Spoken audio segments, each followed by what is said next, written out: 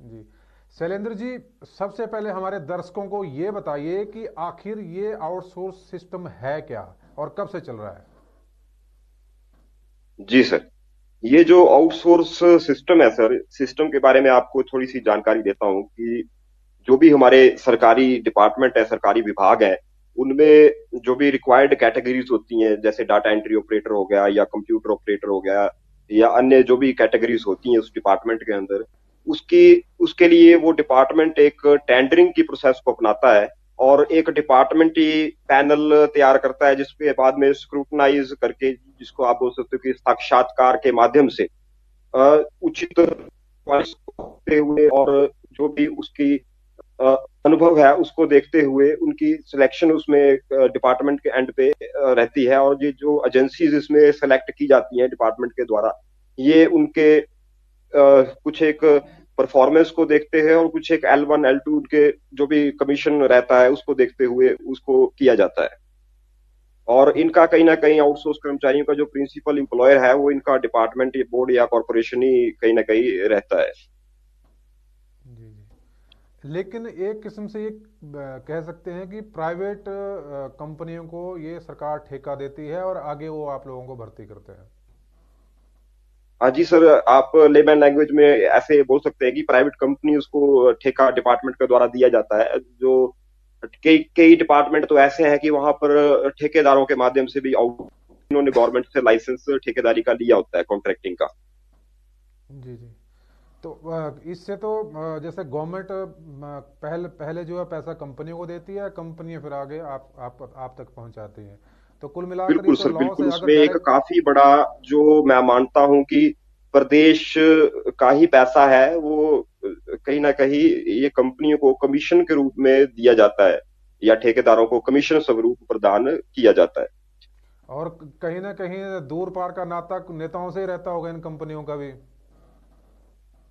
जी sir, इस संदर्भ में मैं ज्यादा तो नहीं बोल सकता, लेकिन हो सकता है इस तरह का कुछ। जी। अब मुझे ये बताइए कि जैसे अब तक क्या क्या हुआ है आपके यहाँ आउटसोर्स जब आप लोग भर्ती हुए थे, तो क्या शर्तें थी उसकी, और इसके बाद आप क्योंकि आप चाह रहे हैं कि आप आपका कोई भविष्य है वो सरकार के अंदर, तो उस पर सारी बातें आप बताइए कि किस तरह से आपकी भर्ती हुई थी और किन शर्तों पर हुई थी, और अब जो आगे आपने नियमितीकरण की तरफ जो कदम बढ़ाया उसमें क्या क्या आप तक कर चुके हैं आप? जी सर, एक जो MOU साइन रहता है, जो डिपार्टमेंट और एजेंसीज या कंपनीज के बीच में साइन किया जाता है गवर्नमेंट की तरफ से, तो उसमें कुछ एक शर्तें रखी जाती हैं जो अलग अलग डिपार्टमेंट के हिसाब से अलग अलग उसमें रखी जाती हैं। और सरकार, जैसे कि मैं बता रहा हूँ कि अलग अलग डिपार्टमेंट में हमारे आउटसोर्स कर्मचारी हैं जिनकी संख्या अब 40,000 के नियर अबाउट पहुंच चुकी है। पूरे हिमाचल प्रदेश की अगर बात की जाए तो ये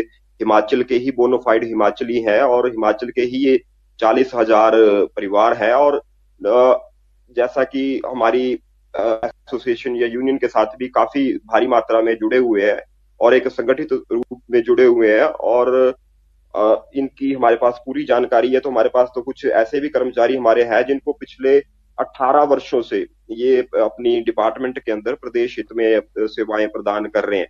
तो प्रश्न कहीं ना कहीं सर इस सिस्टम के ऊपर तभी आ जाता है जब आप देखो कि 18 वर्षों से, मतलब कि 15 वर्षों से ये डिपार्टमेंट के अंदर अपनी प्राइवेट कंपनियों के माध्यम से जो भी है सेवाएं प्रदान कर रहे हैं। तो प्राइवेट कंपनी भी आप देखो कि कितने समय तक कंपनी के माध्यम से इन एम्प्लॉयज को रखा जा सकता है। मेन क्वेश्चन तो आज के समय में उस पर भी आ जाता है कहीं ना कहीं। जी जी।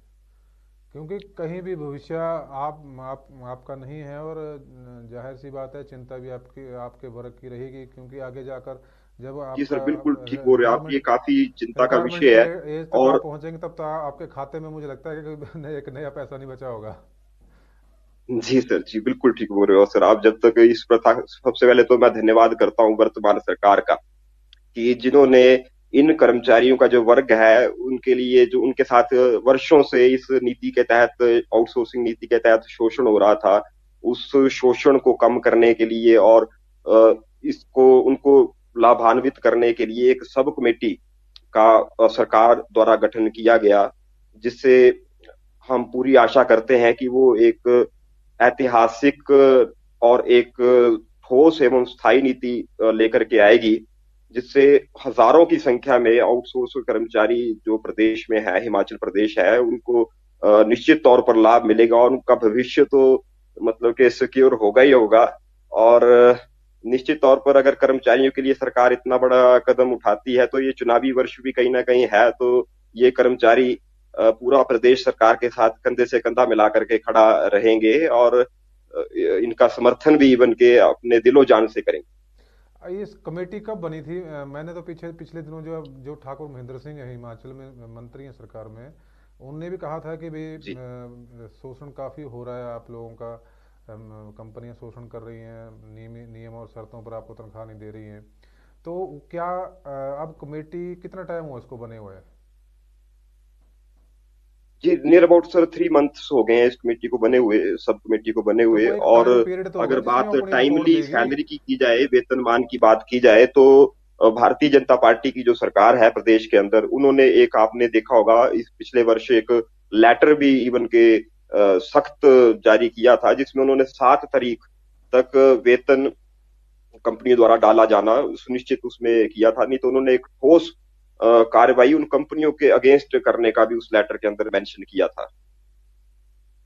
नहीं, मैं ये पूछ रहा था कि जो कमेटी बनाई गई है वो कहीं ऐसा तो नहीं, अब सरकार का तो 6 महीने रह गए, ऐसा नहीं कि भी वो जी आपको सर, सिर्फ बिल्कुल। एक लॉलीपॉप देने वाला सिस्टम तो नहीं बना रखा सरकार ने? सर, इस पर भी हमने चिंता जताई है, और जब से कमेटी बनी है हमने 2 बार उनसे वार्ता की है, हमारी जो स्टेट की कमेटी है। और इसीलिए हम चाह रहे हैं कि ये जो बजट सत्र है इसमें एक, उससे पहले ही, बजट सत्र से पहले कमेटी अपनी जो भी रिपोर्ट है उसको सरकार को दे, और बजट सत्र में सरकार द्वारा एक निर्णायक घोषणा आउटसोर्स कर्मचारियों को लेकर के की जाए, उनकी पॉलिसी को लेकर के, जिसमें उनके भविष्य और नौकरी की सुरक्षा को देखते हुए की जाए, ताकि ये कहीं ना कहीं चुनावी मुद्दा बन करके ना रह जाए। ये चिंता बिल्कुल हमने जाहिर की है, और मीडिया के माध्यम से भी मैंने काफी बार बोला है कि अनुरोध किया है सरकार से कि इसको चुनावी मुद्दा ना बनाते हुए इन कर्मचारियों को जल्द से जल्द, जितनी शीघ्र हो सके, वे एक बड़ी घोषणा करते हुए इस पर एक निर्णायक कदम लें। और हमें खुशी है, हमारी जो सब कमेटी बनी है, हम, मैं खुद वहां पर देख करके आया था, वो उन्होंने, अभी आपको पता है, हाल ही में 3 मीटिंग्स की। एक मीटिंग तो उन्होंने छुट्टी वाले दिन भी सेक्रेटरीट के अंदर रविवार को की है, जिसकी, और दूसरी मीटिंग उन्होंने सभी विभागों के जो विभागाध्यक्ष है उनके साथ भी की है। तो जितनी डीपली वो इसको आउटसोर्सिंग को और इसको कैटेगरी वाइज स्टडी कर रहे हैं, और जैसे पूरा डाटा भी वो स्क्रूटनाइज कर रहे हैं, इवन कि काफी डीपली वो देख रहे हैं कि कानूनन रूप में भी इसमें क्या हो सकता है, तो हमें काफी विश्वास है कमेटी के ऊपर। और कहीं ना कहीं हमें सरकार के ऊपर भी, वर्तमान की सरकार के ऊपर, जयराम सरकार के ऊपर पूरा भरोसा है कि वो आने वाले समय में बजट सत्र के अंदर आउटसोर्स कर्मचारियों के लिए एक बड़ी घोषणा करेंगे, और हमारा महासंघ एक उनका स्वागत करेगा इस घोषणा के लिए। और जो भी एक, हम तो प्रदेश स्तर के ऊपर उनके लिए कार्यक्रम का आयोजन करने के लिए भी तत्पर है। जी जी, मुझे शैलेंद्र जी आप ये बताइए कि आपने जो डिमांड चार्ट दिया है सरकार को कि आपका ये प्रारूप होना चाहिए, आपकी जो नौकरी है उसका इस तरह से आपकी डिमांड रहनी चाहिए ताकि आपका भविष्य सुरक्षित हो, वो क्या क्या है वो भी बता दीजिए आप। सर, जैसा कि आपको विदित है कि काफी कर्मचारी आउटसोर्सिंग में ही जो थे, तो वो कहीं ना कहीं सोसाइटी में आकर के भी रेगुलर कॉन्ट्रैक्ट के दायरे में आए हैं। और अगर सरकार चाहे इन फेवर ऑफ स्टेट, तो एक बड़ा निर्णय इनको एक्सपीरियंस के आधार पर भी ले सकती है, कि जैसे जिनको 5 वर्ष से अधिक का समय हो गया है, उस तरह से भी इनको कॉन्ट्रैक्ट के दायरे में ले ले, ताकि चरणबद्ध तरीके से ये सारी जो कैटेगरी आउटसोर्स की 40,000 की, ये एक कॉन्ट्रैक्ट के दायरे में उसमें आए। जी जी, इस मतलब आप कॉन्ट्रैक्ट ही चाहते हैं? जी सर, जी। जी, तो आपने या एक सर लिमिट। कॉन्ट्रैक्ट, या जी कॉन्ट्रैक्ट के लिए वो कोई अगर सोसाइटी का भी गठन करते हैं तो महासंघ तो उस चीज का भी स्वागत करता है। अगर सोसाइटी आगे किसी थर्ड पार्टी को मतलब कि आउटसोर्सिंग के लिए नहीं करती, सोसाइटी खुद मतलब कि उनको आउटसोर्स करती है, तो कहीं ना कहीं उनका नियमितीकरण का रास्ता वहां पर भी खुल जाता है, तो उस चीज का भी महासंघ पूरा स्वागत करता है। नहीं, इस सोसाइटी का थोड़ा सा मेरे को आप बताइए कि क्या है, सोसाइटी के जरिए क्या चाहते हैं आप, और इस सोसाइटी का प्रारूप क्या है, इसका क्या स्वरूप है इसका? सोसाइटी को आप कैसे सर अच्छा ये कहीं ना मानेंगे? कहीं, सर देखिए, एक तो प्राइवेट कंपनीज जो है वो तो प्राइवेट कल्चर को फॉलो करती हैं, तो इसमें कहीं ना कहीं प्राइवेटाइजेशन को बल मिल रहा है। जो हम नहीं चाहते, हम चाहते हैं कि जो हमारे सरकारी विभाग है, जो हमारे सरकारी बोर्ड है, उनको मतलब कि एक ठोस उनको किया जाए, और सरकार इसी के ऊपर विश्वास, सरकारी जो सिस्टम है उसमें ही विश्वास करते हुए इसको एक, अगर सरकारी एजेंसी कोई, इसके लिए ऑलरेडी भी कई एजेंसीज हैं सरकारी, तो उनके अंडर इनको कुछ एक सेवा शर्तों को, जैसे आरएनपी रूल्स को वहां पर फॉलो करते हुए इनको दोबारा से उसमें सोसाइटी के अंडर लें इनकी सेवाओं को। और सोसाइटी, क्योंकि वो नेचुरल सी बात है, कोई ना कोई उसमें उसका बोर्ड का अध्यक्ष भी रहता है, तो उनके माध्यम से अगर ये दोबारा उनको सोसाइटी के अंडर लेती है इनकी सेवाओं को, तो उसमें नियमितीकरण का रास्ता कहीं ना कहीं अगर साफ होता है, तो ये एक, मैं मानता हूं कि सरकार का एक बड़ा ही ऐतिहासिक मतलब कदम आप होगा। एक और सरकारी दायरे में आना चाहते हैं, आप किसी भी रूप में आ जी, जाए। जी सर, जी, क्योंकि देखो सर, अब इतने वर्षों से सेवाएं प्रदान कर रहे हैं, 15-15, 20-20 सालों से, और इनके परिवारों का भरण पोषण तो मुश्किल हो ही रहा है, जो इनके ऊपर आश्रित है। लेकिन कहीं ना कहीं इनका खुद भी, आप देखो कि मतलब कि भरण पोषण और आज के समय में सरवाइव करना काफी जटिल हो गया हुआ है। शैलेंद्र जी, जैसे ठाकुर महेंद्र सिंह हैं जो कैबिनेट मिनिस्टर, ये बोल रहे थे कि भारी शोषण हो रहा है इन कर्मचारियों का, कंपनियां शोषण कर रही हैं। तो मुझे ये बताइए कि आप मतलब किस तरह से शोषण हो रहा है, कि आपने महसूस किया, आपके कर्मचारी वर्ग ने कोई शिकायतें की या उन पर कोई कार्रवाई हुई है? आप क्या मानते हैं, क्या शोषण हो रहा है अंदर? जी सर, काफी ज्यादा इसमें शोषण हो रहा है प्राइवेट कंपनियों द्वारा, क्योंकि एक तो पहली बात, जैसे इनकी नौकरी की कोई सुरक्षा नहीं है।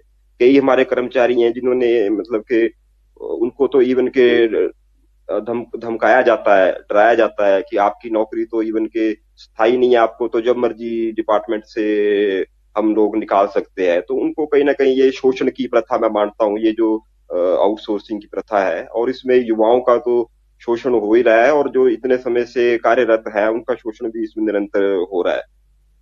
नहीं, किस तरह का, मतलब और जैसे जो क्या भी हमने तनख्वाह डिपार्टमेंट को टाइम लेवल पे के नहीं ऊपर मिलती? या कंपनी लेवल के ऊपर जो हमारे पास महासंघ को एड्रेस्ड कंप्लेंट्स हैं, वो हमने कलेक्ट की है, और उसका भी एक प्रारूप बना करके, जो हमें महेंद्र सिंह ठाकुर जी ने, जो जल शक्ति मंत्री हैं, जो इस कमेटी के अध्यक्ष है, उनको हमने एक ज्ञापन के माध्यम से बना करके, ड्राफ्ट बना करके उनको ये उनके पटल पर भी रखा है। शैलेंद्र जी, तो जितना मैं आपकी बात से समझ पाया है कि आप बजट सत्र में अपनी समस्याओं का समाधान, अपनी मांगों का समाधान चाहते हैं। अगर सरकार जी नहीं सर, करती क्योंकि है, एक लंबित, सरकार नहीं करती है तो फिर इसके बाद आप भी मतलब आंख दिखाने के लिए तैयार हैं? सर जो भी संगठनात्मक निर्णय होगा वो तो उस समय हमारा संगठन लेगा ही।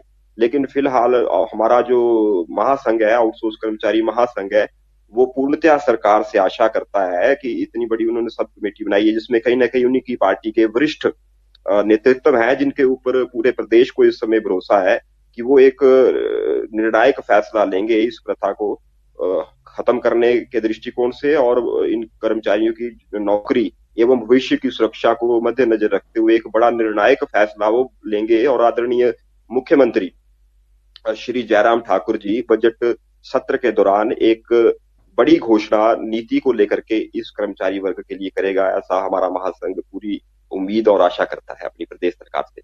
जी, शैलेंद्र जी, बहुत बहुत धन्यवाद, और आपको शुभकामनाएं कि आपका सरकार के साथ जो भी वार्तालाप हुआ है और जो भी वायदे हुए हैं वो पूरे हों, और आपका जो आपके वर्ग के लिए एक सरकार के निर्णय जो है खुशहाली लेकर आए।